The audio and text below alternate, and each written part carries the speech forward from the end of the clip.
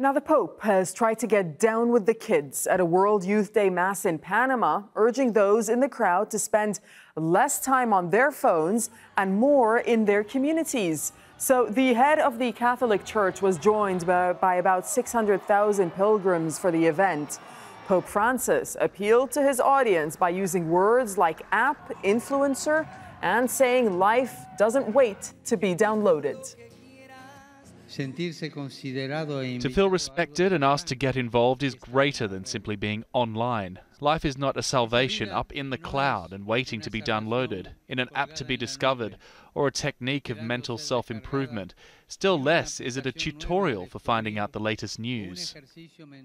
So this is a bit of a funny subject for us to talk about here on the News Grid because we love to connect with all of you online, but we also know how addictive our smartphones and computers can be, and there are increasing warnings about their impact on our mind, body, and relationships, especially for young people. So listen to this. The average American teenager is thought to spend about 9 hours a day consuming media, watching television, playing video games on their laptop or their smartphones.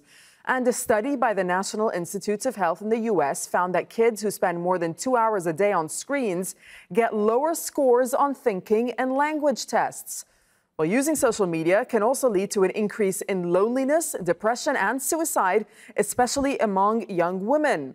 And children as young as 4 are being treated for neck and back problems because they're spending too much time using phones or tablets. That's almost 3 hours of screen time a day for 5 to 8-year-olds. Let's speak to Anders Sandberg. He's a senior fellow at the Future of Humanity Institute at Oxford University. He's joining us via Skype from Oxford. Thanks for speaking to us. I need to ask you first to give me a reaction on what the Pope said, because it's not often that you hear the Pope talk about social media and apps. Yep, although this particular Pope might be more media savvy than most. And of course, it's true, we should spend our time in our communities, but many of our communities today are online. So then how worried should parents be? How concerned should they be at the amount of time their kids are spending online? And are there any potential long-term effects that you know of?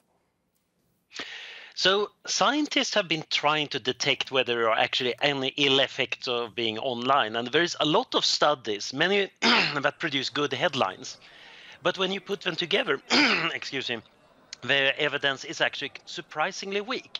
If there was any really bad effect, we would be seeing it. Generally, the picture is complex. What matters is not screen time, but what you do on the screen. Are you communicating with others? Are you creating things? Are you engaging with the world? Or are you just playing the same game on and on and on? But it is concerning what the National Institute of Health is saying out of the U.S. that according to a recent study by them, kids who spend more than 2 hours a day on screens are now testing lower for scores and in their thinking and language tests. The question is it because of the screens making them doing worse, or is it that weak kids actually find it easier to retreat to the screens rather than taking the challenge in the world?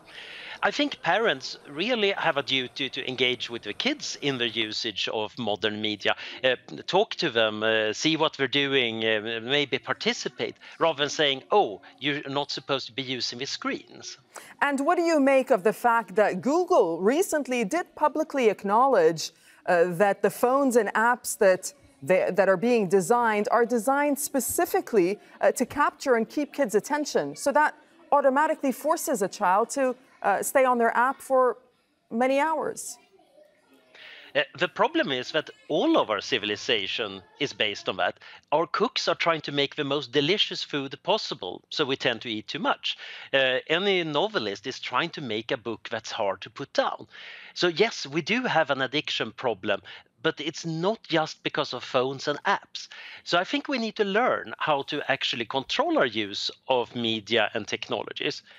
But that is not itself the problem of technology. This is up to us to learn how to manage it. Young people are surprisingly savvy in handling media. For example, they're much more resistant to fake news than the older people, it turns out. All right. And despite, look, we're talking about the potential danger of being overexposed to smartphones as well as technology and apps. But surely there must be benefits as well to letting children use technology, are there not? I'm pretty certain they adapt very much to a world that is mediated through technology, where most things are symbolic manipulation. Our ancestors lived in a much more concrete and practical world. And yes, that gave them way more sunshine in orphan countries and way more exercise. We still need to drop our screens from time to time to function biologically. But actually, to function in a high-tech world, you need to engage with high technology. You can't just read about it and then hope that once you're finished at university, you can figure out how to use the computers and media. All right, got it. Andrew Sandberg, we thank you very much for joining us from Oxford. Thank you.